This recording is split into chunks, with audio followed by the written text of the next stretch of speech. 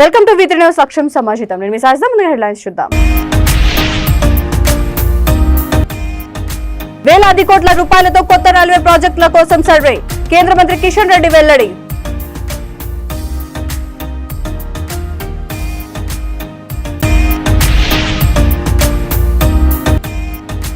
బోధ్ ఎమ్మెల్యేగా పోటీ చేస్తా ఎంపీ సోయం బాపురావు స్పష్టీకరణ.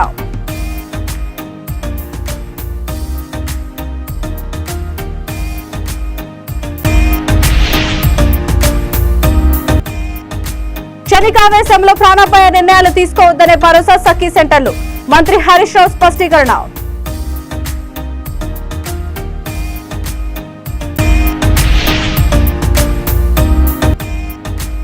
నా అనుచరులపై కేసులు పెడుతున్నారు. మల్కాజ్గిరి ఎమ్మెల్యే మైనంపల్లి హనుమంతరావు ఆరోపణ.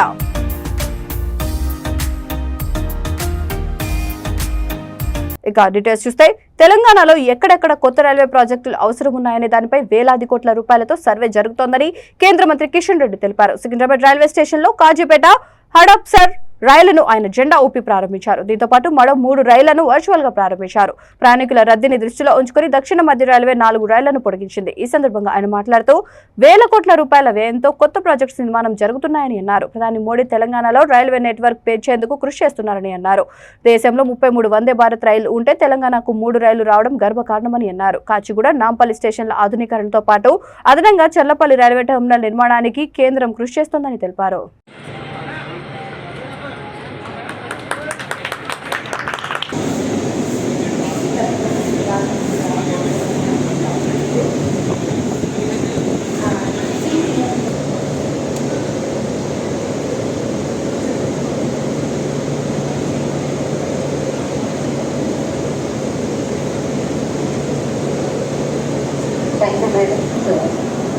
Sri Balaji Kiran sir and we felicitate our BJP State Executive Raj Guru Sri Prakash Reddy.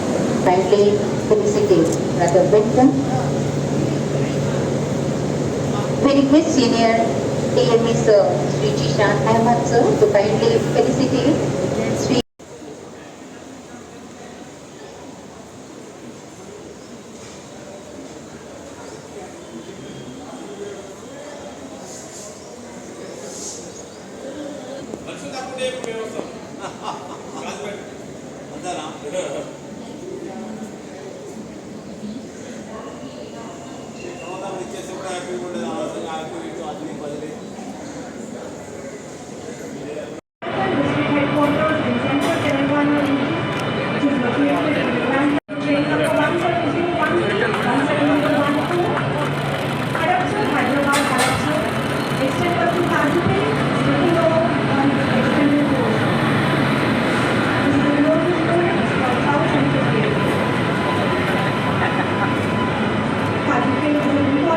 అధిష్టానం నిర్ణయం మేరకు ఆదిలాబాద్ జిల్లా బోధ్ నియోజకవర్గ ఎమ్మెల్యే అభ్యర్థిగా తాను పోటీ చేయనున్నట్లు ఆదిలాబాద్ ఎంపీ సోయం బాపురావు వెల్లడించారు. ఇచ్చోడ మండల కేంద్రంలో మీడియా సమావేశంలో ఆయన మాట్లాడుతూ ఎమ్మెల్యేగా పోటీ చేసే విషయమై ఆసక్తికరమైన వ్యాఖ్యలు చేశారు. తెలంగాణలోని తమ పార్టీ ఎంపీలందరినీ రానున్న ఎన్నికల్లో ఎమ్మెల్యేలుగా పోటీ చేయాలని హైకమాండ్ నుంచి స్పష్టమైన ఆదేశాలున్నాయని అన్నారు. హైకమాండ్ ఆదేశాల మేరకు తెలంగాణలో తామంతా ఎమ్మెల్యే బరిలో ఉంటామని స్పష్టం చేశారు. అంటే దేశం మొత్తం కూడా భారతీయ జనతా పార్టీ ఒక నిర్ణయం తీసుకున్నది. ఏదైతే మొన్ననే మధ్యప్రదేశ్లో ఏదైతే కేంద్ర మంత్రులు ట్రైబల్ 2 మంత్రులు ఉన్నారు. అందులో పగల్ సింగ్ కులస్తే, అదేవిధంగా రేణుకా సారోటే, అదేవిధంగా తోమర్ గారు, వాళ్ళకు కూడా అక్కడ ఎంపీలందరినీ కూడా ఎమ్మెల్యేలుగా పోటీ చేయాలని పార్టీ నిర్ణయం తీసుకున్నది. తప్పనిసరిగా తెలంగాణ రాష్ట్రంలో కూడా 4 ఎమ్మెల్యేలను కూడా ఖచ్చితంగా ఎమ్మెల్యేలకు పోటీ చేస్తారు. అంటే బోత్ నుండి ఎమ్మెల్యే అభ్యర్థిగా మీరు ఉండనున్నారు. ఖచ్చితంగా పార్టీ నిర్ణయం తీసుకున్నది కాబట్టి ఉండాలి. క్షణికావేశంలో మహిళలు ప్రాణాపాయ నిర్ణయాలు తీసుకోవద్దనే ఉద్దేశంతోనే భరోసా సఖీ సెంటర్లు ఏర్పాటు చేశామని మంత్రి హరీష్ రావు తెలిపారు. సిద్దిపేట జిల్లా సిద్దిపేట అర్బన్ మండలం మిట్టపల్లి శివార్లో స్వయం ఉపాధి శిక్షణ పొందే మహిళా ప్రాంగణం, వృద్ధాశ్రమం, జిల్లా మహిళా సమైక్య భవనాన్ని ఆయన ప్రారంభించారు. ఈ సందర్భంగా ఆయన మాట్లాడుతూ సీఎం కేసీఆర్ ఇచ్చే 216 పెన్షన్ వల్ల వయోవృద్ధులకు కొంత ఉపశమనం కలిగిందని అభిప్రాయపడ్డారు. 120 మంది ఉండేలా మహిళా వర్కింగ్ ఉమెన్స్ హాస్టల్ నిర్మించామని అన్నారు. బాలరక్షా భవన్లో 6 ఏండ్ల నుంచి 18 ఏండ్ల ఆడపిల్లలకు రక్షణ కల్పిస్తారని తెలిపారు. ముఖ్యంగా ప్రజలు చాలా మంది కూడా తాము బీపీతో బాధపడుతున్నారని తెలియక పట్టించుకోకపోవడం వల్ల బీపీ వల్ల హార్ట్ అటాక్లు, కిడ్నీ ఫెయిల్యూరు, లంగ్ ఫెయిల్యూరు, తీవ్రమైనటువంటి జబ్బులకు దారితీస్తూ ఉంది. ఈరోజు మన దేశంలో కానీ మన రాష్ట్రంలో కానీ మారినటువంటి ఆహారపు అలవాట్లు, జీవన శైలి వల్ల చిన్న వయసులోనే బీపీ కూడా రావడం జరుగుతూ ఉంది. అయితే ఆ బీపీని మనం గుర్తించకపోవడం వల్ల అది ఒక్కొక్కసారి బ్రెయిన్ హ్యామరేజ్ జరగడము, సడన్ కార్డియక్ అరెస్ట్ జరిగి చాలామంది చనిపోతూ ఉంటారు. మన దేశంలో ప్రతి సంవత్సరం సడన్ కార్డియక్ అరెస్ట్ ద్వారా 15 లక్షల మంది చనిపోవడం జరుగుతూ ఉంది. అయితే మనం నార్మల్గా చూస్తూ ఉంటాం, ఎవరైనా బాగా కోపానికి వస్తే ఊకో కాకా వారికి బీపీ లేచింది అంటారు. ఆ ఊకో అని అనడం ద్వారా ఉపయోగం లేదు. ఆ బీపీ ఉందా లేదా అని పరీక్ష చేసి మందులు వాడటం, ఆహారపు అలవాట్లు మార్చుకోవడం, జీవన శైలి మార్చుకోవడం ద్వారా మీ ఆరోగ్యాన్ని మీరు కాపాడుకోవడానికి అవకాశం ఉంది. అయితే మనం ఏంటంటే తన దాకా వస్తే కానీ మనం ఆలోచించాం, నేను మంచిగానే ఉన్నా కదా అని నిర్లక్ష్యం చేస్తూ ఉంటాం. అందుకోసమే ఈరోజు సిద్దిపేటలో మరి ఈ ఉచితంగా అంటే ఎవరికి వాళ్ళు స్వయంగా సెల్ఫ్ బీపీ చెకింగ్ మెషిన్ను మరి ఒక 6 ప్రాంతాల్లో సిద్దిపేటలో ఏర్పాటు చేయడం జరుగుతుంది. ఇంతకుముందు బీపీ చెక్ చేయాలంటే డాక్టర్ గారి దగ్గరికి వెళ్ళాలి, అంత టైం లేదు, డాక్టర్కి డబ్బులు ఇవ్వాలి అని వెనక ముందు అవుతూ ఉంటాం. ఇక చక్కెర వచ్చి పడిపోతాను. మల్కాజ్గిరి నియోజకవర్గంలో మారుతున్న అభ్యర్థుల సమీకరణలో భాగంగా తన వర్గంపై పోలీసుల దాడులు పెరుగుతున్నాయని ఆరోపిస్తూ మైనంపల్లి హనుమంతరావు స్వయంగా అల్వాల్ పోలీస్ స్టేషన్ కు చేరుకున్నారు. మైనంపల్లి వస్తున్న విషయం తెలిసిన సిఐ సమావేశం పేరుతో తప్పించుకోవడంతో పోలీస్ సిబ్బందిని తీవ్రంగా హెచ్చరించే విధంగా ఆయన మాట్లాడారు. అల్వాల్ సిఐగా ఆనంద్ కిషోర్ కు పాల్పడ్డ వారిపై కాకుండా అడ్డుకున్న వారిపై కేసులు నమోదు చేశారని ఆరోపించారు. ఆ కేసులలో సైతం స్పాట్ లో లేని వారి పేర్లను కూడా పెట్టారని ఆరోపించారు.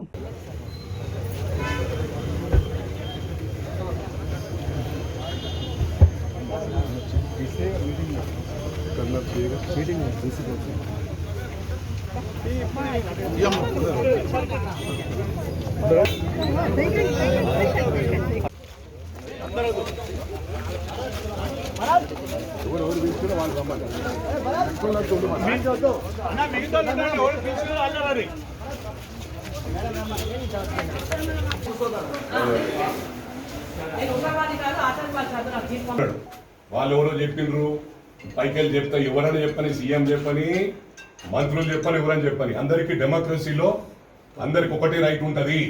ఎవరెవరిని వేరే పార్టీ వాళ్ళని ఎవరెవరిని మీరు పిలుస్తున్నారో నాకు లిస్ట్ కావాలి. తప్పకుండా సార్, మీటింగ్కి వెళ్ళారు సార్, నేను వచ్చిన తర్వాత అన్ని లిస్ట్ తీసుకుని. సార్ చాలా మిస్బిహేవ్ చేస్తున్నాడు, చెప్పండి, మంచి పద్ధతి కాదు. నేను ఎలక్షన్ కమిషనర్ గారు కూడా రాస్తాను, చాలా సీరియస్ ఉంటుంది ఇష్యూ. సిఐ గారు మన రౌడీ ఒంటెద్దు పోగొడబోతా ఉంది. అంటే కాంగ్రెస్ పార్టీలో ఏ కార్యకర్తలు కూడా తిరగొద్దు, ఏ మహిళలు కూడా తిరగొద్దని చెప్పే విధంగా ఈ ప్రభుత్వం ముందుకు పోతా ఉంది. మనం డెమోక్రసీలో ఉన్నామని మర్చిపోతా ఉన్నారు మీరు. మధ్యరాత్రి మహిళలకు ఫోన్ చేసి పోలీస్ స్టేషన్ రమ్మని చెప్తా ఉన్నారు. రాకపోతే ఇంటికి రక్షక్ జీప్ పంపిస్తా ఉన్నారు. ఈరోజు పొద్దున ఒక మహిళా సోదరిమణి, నేను పెట్రోల్ పోసుకొని తగలబెట్టుకుంటాను, నన్ను పోలీస్ హరాస్ చేస్తూ ఉన్నారని చెప్తా ఉన్నారు. అయితే ఈరోజు పోలీస్ స్టేషన్ రావడం జరిగింది. ఎవరైతే సిఐ గారు ఒత్తిడి చేస్తూ ఉన్నారో ఆ సిఐ గారు ఇక్కడ లేరు. ఆ సిఐ గారు చెప్తా ఉన్నాను, ఏదైనా ప్రజాస్వామ్య పద్ధతిలో ముందుకు బండి. మీరు పబ్లిక్ సర్వెంట్, ఒక మంత్రికో ఒక ఎమ్మెల్యేకో సర్వెంట్ కాదు. ప్రజల డబ్బులతో మీరు జీతాలు తీసుకుంటున్నారు. మీరు ఆ విధంగా ఉత్తరాంధ్రలో సాగునీటి ప్రాజెక్టుల సాధనకు కృషి చేస్తానని బీజేపీ నేత శ్రీరామమూర్తి అన్నారు. విశాఖలో మీడియాతో మాట్లాడుతూ ఉత్తరాంధ్రలో వ్యవసాయ రంగానికి ప్రభుత్వాలు ప్రాధాన్యత ఇవ్వలేదని మండిపడ్డారు. 2009లో మంజూరైన సుజల శ్రవంతి పురోగతి లేదన్నారు. ఉత్తరాంధ్రలో పలు రిజర్వాయర్ల ద్వారా నీరు అందించేలా 2704 కోట్లతో ప్రతిపాదనలు తయారు చేశారని గుర్తు చేశారు. పోలవరం పూర్తి చేస్తానని జగన్ పాదయాత్రలో హామీ ఇచ్చినా అది నేటికి నెరవేరలేదని ఎద్దేవా చేశారు. వచ్చే ఎన్నికలలో బీజేపీకి ఒక అవకాశం ఇవ్వాలని కోరారు. బాబు జగజీవన్ రావు సుజల స్రవంతి అనేటువంటి ఒక ప్రాజెక్టు 2009లో అడ్మినిస్ట్రేటివ్ శాంక్షన్ ఇచ్చారు ఆనాటి ప్రభుత్వం. 2009లో ఇస్తే ఈవేళ అప్పుడు మనం 13 సంవత్సరాల పైచిలికైంది. దానికి ఎటువంటి పురోగతి లేదు. ఎన్నికలు వచ్చినప్పుడల్లా ఇది మేము చేస్తామంటారు. దానికి ఒక పునాది రాయి వేస్తారు. ఆ పునాది రాయి సమాధి రాయిగా మిగిలిపోతుంది. ఆ జగజీవన్ రావు సుజల స్రవంతి అనేటువంటి ప్రాజెక్టు పురుషోత్తపట్నం తాలూకు సెకండ్ ఫేజ్ నుంచి 3వ దశగా తాళపాలెం దగ్గర నుంచి, విశాఖపట్నం జిల్లాలో తాళపాలెం దగ్గర నుంచి ప్రారంభించి నర్సీపట్నం, మాడుగుల, చోడవరం, పెందుర్తి, సబ్బవరం మీదుగా ఇలాగా బుచ్చిపేట మండలంలో పెదపూడి అనేటువంటి చెరువు రిజర్వాయర్గా చేసి అక్కడి నుంచి కొన్ని వేల ఎకరాలు ఇవ్వాలని, సబ్బవరం దగ్గర భూదేవి రిజర్వాయర్లో వాటర్ స్టోరేజ్ చేసి కొన్ని వేల ఎకరాలు ఇవ్వాలని, అక్కడ నుంచి వీరనారాయణ అని చెప్పేసి విజయనగరం జిల్లాలో ఎల్కోట దగ్గర అక్కడ రిజర్వాయర్ నిర్మించి దాని ద్వారా సాగునీరు ఇవ్వాలని, శ్రీకాకుళం జిల్లా చివరిదాకా పట్టుకెళ్ళి సుమారు 8 లక్షల కొత్త ఆయకట్టుకి నీరిస్తూ 1200 గ్రామాలకి తాగునీరుకి ఇండస్ట్రియల్ బెల్ట్కి ఉపయోగపడేటువంటి 7,254 కోట్ల రూపాయలు శాంక్షన్తో 2009లో అడ్మినిస్ట్రేటివ్ శాంక్షన్ చేశారు ఆ ప్రభుత్వం 2009లో. సరే, ఆ ప్రభుత్వం అయిపోయింది.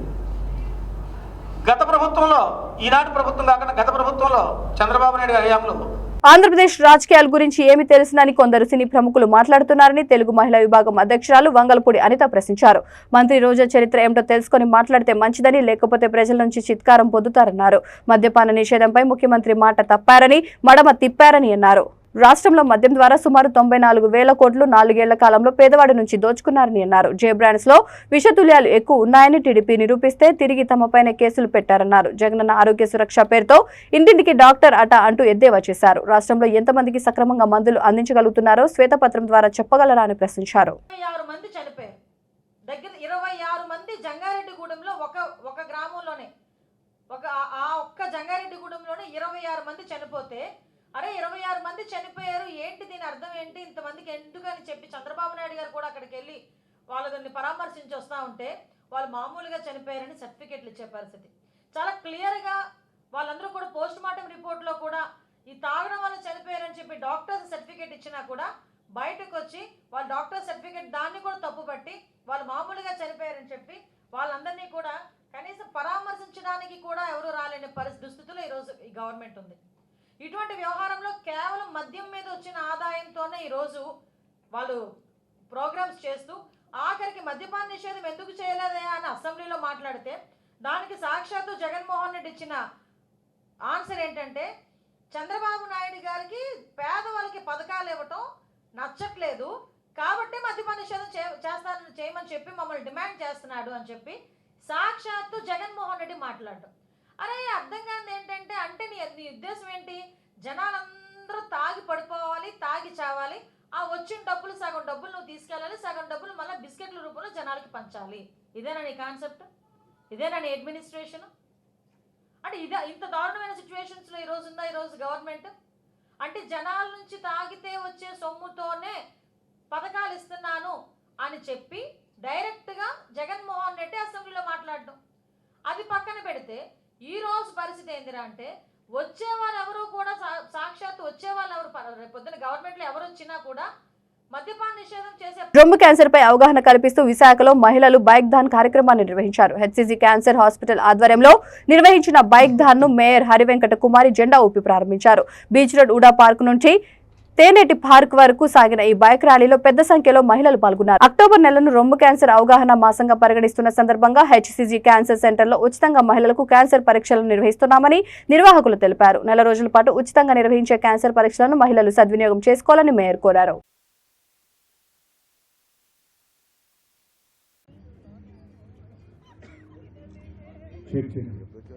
All the male bikers, please join us for the picture. For the picture. Yeah, that's it. I support Raju.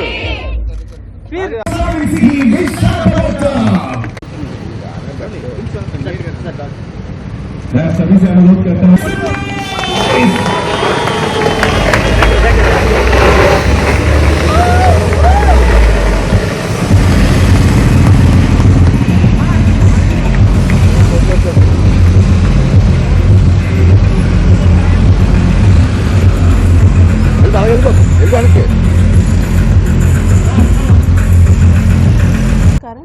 ఈరోజు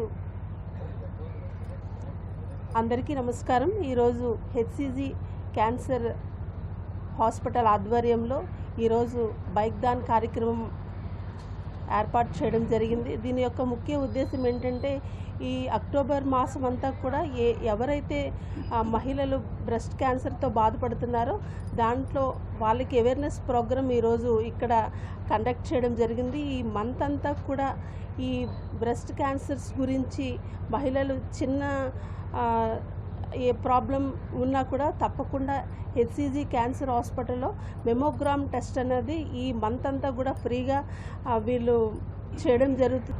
అక్టోబర్ మాసం అంతా కూడా బ్రెస్ట్ క్యాన్సర్ అవేర్నెస్ మంత్ అంటాం దీన్ని. అందులో భాగంగా వీళ్ళు ఈ మంత్ అంతా కూడా ఈ బ్రెస్ట్ క్యాన్సర్ మీద అవేర్నెస్ ప్రోగ్రామ్స్ చేస్తూ ఈరోజు మన విశాఖపట్నంలో మహిళలందరూ కూడా బైక్ ర్యాలీ ఈరోజు ప్రారంభించడం జరిగింది. మన మేయర్ హరికుమారి గారు and Aditya garu and Praneeth and Prateek and Vineetha garu team leaders ఆధ్వర్యంలో ఈరోజు కార్యక్రమం జరిగింది. ఉత్సాహంగా మన వైశాలి కులకర్ణి మోరే ఇక్కడ విశాఖపట్నంలో బైకర్స్ ఉమెన్ ఎవరైతే బైక్స్ మీద వీళ్ళు సోలోగా కూడా వెళ్తూ ఉంటారు 2-3 వేల కిలోమీటర్లు. కాబట్టి ఉమెన్ తెలంగాణలో అసెంబ్లీ ఎన్నికలకు షెడ్యూల్ విడుదలైన నేపథ్యంలో పోలీసులు అప్రమత్తమయ్యారు. ఖమ్మం జిల్లా వైరాలో పోలీసులు తనిఖీలు నిర్వహిస్తున్న సందర్భంగా ఓ కారులో 5 లక్షల రూపాయలు పట్టుబడ్డాయి. ఆ నగదుకు సంబంధించి సరైన పత్రాలు లేకపోవడంతో కేసు నమోదు చేసి ఆ డబ్బును స్వాధీనం చేసుకున్నారు. ఎన్నిక కోడ్ అమల్లోకి వచ్చిన కొద్దిసేపటికే తనిఖీల్లో బోనీ నమోదైంది. ఎక్కడికక్కడ చెక్ పోస్టులు ఏర్పాటు చేసి అనుమానం వచ్చిన ప్రతి వాహనాన్ని క్షుణ్ణంగా తనిఖీలు చేస్తున్నారు.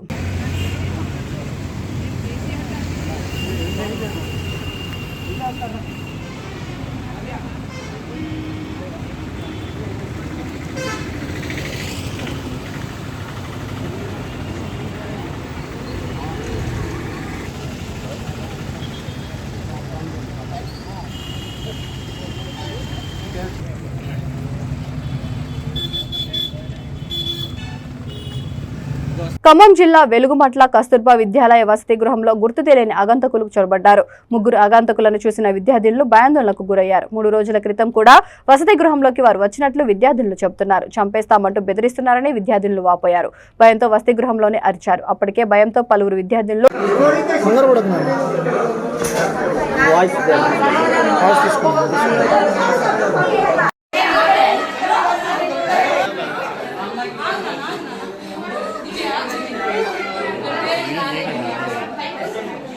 అవనిగడ్డ నియోజకవర్గం నాగాయలంకలో దారుణం చోటు చేసుకుంది. నాగాయలంకలో హోటల్లో పనిచేస్తున్న మహిళపై యువకుడు కత్తితో దాడి చేశాడు. ఆమెను అవనిగడ్డ ప్రభుత్వ ఆసుపత్రికి తరలిస్తుండగా మార్గం మధ్యలో ఆమె మృతి చెందింది. నాగాయలంక పోలీస్ స్టేషన్లో ఆమె ఫిర్యాదు చేసింది. ఈ నేపథ్యంలో హోటల్లో ఆమె పనిచేస్తుండగా నిందితుడు వచ్చి పొడిచి పారిపోయాడని కుటుంబ సభ్యులు చెబుతున్నారు. సంఘటనపై పోలీసులు కేసు నమోదు చేసి దర్యాప్తు చేపట్టారు.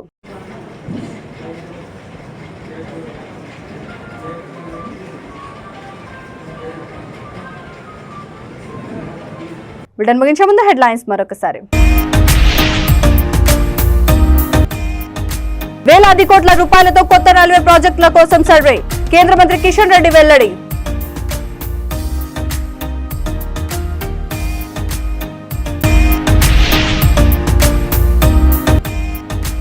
బోధ్ ఎమ్మెల్యేగా పోటీ చేస్తా ఎంపీ సోయం బాపురావు స్పష్టీకరణ.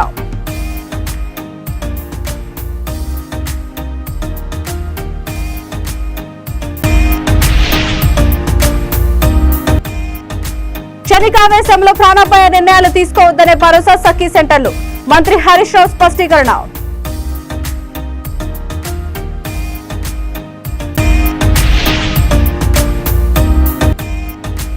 నా అనుచరులపై కేసులు పెడుతున్నారు. మల్కాజ్గిరి ఎమ్మెల్యే మైనంపల్లి హనుమంతరావు ఆరోపణ.